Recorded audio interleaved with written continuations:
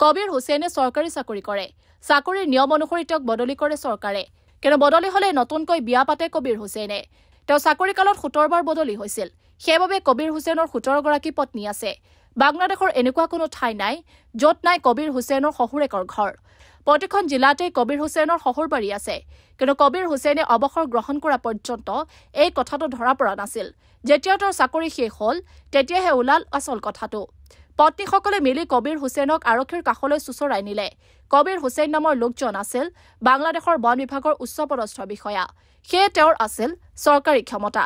লগতে কবিৰ হুছেইনৰ টকা পইচাও যথেষ্ট আছিল। চাকৰি পোৱাৰ পাছত বিয়াও পাতিছিল কবিৰ হুছেইনে। তেতিয়ালৈ তেওঁৰ চৰিত্ৰ ঠিকেই আছিল। কিন্তু যেতিয়াই প্ৰথমবাৰ বদলি হ'ল তেতিয়াই কবিৰ হুছেইনে মুক্ত জীৱনৰ মজা পাই গ'ল। তেওঁ বদলি হোৱা স্থানতে এগৰাকী মহিলাক বিয়া পাতিলে। সেইবাৰ চাকৰিৰ স্থানতে সেইগৰাকী মহিলাৰ সৈতে সংসাৰ কৰিলে কবিৰ হুছেইনে। তেনেদৰে তেওঁৰ জীৱন চলি থাকিল। 17খন ঠাইত চাকৰি কৰি তেওঁৰ স্বামী হ'ল 17 গৰাকী মহিলাৰ। কিন্তু এগৰাকী মহিলাই কবিৰ হুছেইনৰ পূৰ্বৰ জীৱনৰ কথা গম নাপালে। সেইদৰে কবিৰ হুছেইনে 17 গৰাকী মহিলাক প্ৰতাৰণা কৰিলে। তেওঁ প্ৰথমে ফেচবুকৰ জৰিয়তে মহিলাসকলৰ সৈতে চিনাকি হয়। ট্ৰেন্সফাৰ হোৱাৰ পাছত এটা নতুন ফেচবুক একাউণ্ট খোলে কবিৰ হুছেইনে, য'ত বিয়া পাতিবলৈ পাত্ৰইৰ সন্ধান কৰি থকা বুলিও উল্লেখ কৰে। সেই একাউণ্টৰ জৰিয়তে স্থানীয় যুৱতীৰ সৈতে কবিৰ হুছেইনে সম্পৰ্ক স্থাপন কৰে। যিহেতু তেওঁ উচ্চপদস্থ বিষয়া, সেইবাবে কইনাৰ পিতৃ মাতৃও বিবাহৰ বাবে সোনকালে সৈমান হৈ পৰে।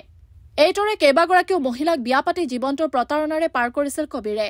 কিন্তু এগৰাকী পত্নীয়ে ঘটনাটোৰ উমান পোৱাৰ পাছত পৰিস্থিতি সলনি হৈ গ'ল। শেষত কবিৰ হুছেইন জেলত সোমাবলগীয়া হ'ল। 17 গৰাকী পত্নীৰ স্বামী কবিৰ সম্প্ৰতি কাৰাৰুদ্ধ। তেওঁৰ ওপৰত কেইবাটাও ধাৰা প্ৰয়োগ কৰা হৈছে। বিয়া পাতি ৱৰ্ল্ড ৰেকৰ্ড স্থাপন কৰা কবিৰক চৰিয়াই গালৰ হনু ভাঙি দিছে পত্নীসকলে। কবিৰ হুছেইনে চৰকাৰী চাকৰি কৰে। চাকৰিৰ নিয়ম অনুসৰি তেওঁক বদলি কৰে চৰকাৰে। কিন্তু বদলি হলে নতুনকৈ বিয়া পাতে কবিৰ হুছেইনে। তেওঁ চাকৰি কালত 17 বাৰ বদলি হৈছিল। সেইবাবে কবিৰ হুছেইনৰ 17 গৰাকী পত্নী আছে। বাংলাদেশৰ এনেকুৱা কোনো ঠাই নাই য'ত নাই কবিৰ হুছেইনৰ শহুৰেকৰ ঘৰ। প্ৰতিখন জিলাতেই কবিৰ হুছেইনৰ শহুৰ বাৰী আছে। কিন্তু কবিৰ হুছেইনে অৱসৰ গ্ৰহণ কৰা পৰ্যন্ত এই কথাটো ধৰা পৰা নাছিল। যেতিয়া তেওঁৰ চাকৰি শেষ হ'ল তেতিয়াহে ওলাল আচল কথাটো। পত্নীসকলে মিলি কবিৰ হুছেইনক আৰক্ষীৰ কাষলৈ চুচৰাই নিলে। কবিৰ হুছেইন নামৰ লোকজন আছিল বাংলাদেশৰ বন বিভাগৰ উচ্চপদস্থ বিষয়া। সেয়ে তেওঁৰ আছিল চৰকাৰী ক্ষমতা। লগতে কবিৰ হুছেইনৰ টকা পইচাও যথেষ্ট আছিল। চাকৰি পোৱাৰ পাছত বিয়াও পাতিছিল কবিৰ হুছেইনে। তেতিয়ালৈ তেওঁৰ চৰিত্ৰ ঠিকেই আছিল। কিন্তু যেতিয়াই প্ৰথমবাৰ বদলি হ'ল তেতিয়াই কবিৰ হুছেইনে মুক্ত জীৱনৰ মজা পাই গ'ল। তেওঁ বদলি হোৱা স্থানতে এগৰাকী মহিলাক বিয়া পাতিলে। সেইবাৰ চাকৰিৰ স্থানতে সেইগৰাকী মহিলাৰ সৈতে সংসাৰ কৰিলে কবিৰ হুছেইনে। তেনেদৰে তেওঁৰ জীৱন চলি থাকিল। 17খন ঠাইত চাকৰি কৰি তেওঁৰ স্বামী হ'ল 17 গৰাকী মহিলাৰ। কিন্তু এগৰাকী মহিলাই কবিৰ হুছেইনৰ পূৰ্বৰ জীৱনৰ কথা গম নাপালে। সেইদৰে কবিৰ হুছেইনে 17 গৰাকী মহিলাক প্ৰতাৰণা কৰিলে। তেওঁ প্ৰথমে ফেচবুকৰ জৰিয়তে মহিলাসকলৰ সৈতে চিনাকি হয়।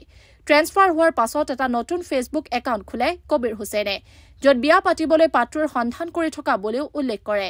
সেই একাউণ্টৰ জৰিয়তে স্থানীয় যুৱতীৰ সৈতে কবিৰ হুছেইনে সম্পৰ্ক স্থাপন কৰে। যিহেতু তেওঁ উচ্চপদস্থ বিষয়া, সেইবাবে কইনাৰ পিতৃ মাতৃও বিবাহৰ বাবে সোনকালে সৈমান হৈ পৰে। এইদৰে কেইবাগৰাকীও মহিলাক বিয়া পাতি জীৱনটোৰ প্ৰতাৰণাৰে পাৰ কৰিছিল কবিৰে। কিন্তু এগৰাকী পত্নীয়ে ঘটনাটোৰ উমান পোৱাৰ পাছত পৰিস্থিতি সলনি হৈ গ'ল। শেষত কবিৰ হুছেইন জেলত সোমাবলগীয়া হ'ল। 17 গৰাকী পত্নীৰ স্বামী কবিৰ সম্প্ৰতি কাৰাৰুদ্ধ। তেওঁৰ ওপৰত কেইবাটাও ধাৰা প্ৰয়োগ কৰা হৈছে। বিয়া পাতি ৱৰ্ল্ড ৰেকৰ্ড স্থাপন কৰা কবিৰক চৰিয়াই গালৰ হনু ভাঙি দিছে পত্নীসকলে। News desk report, new Assam news.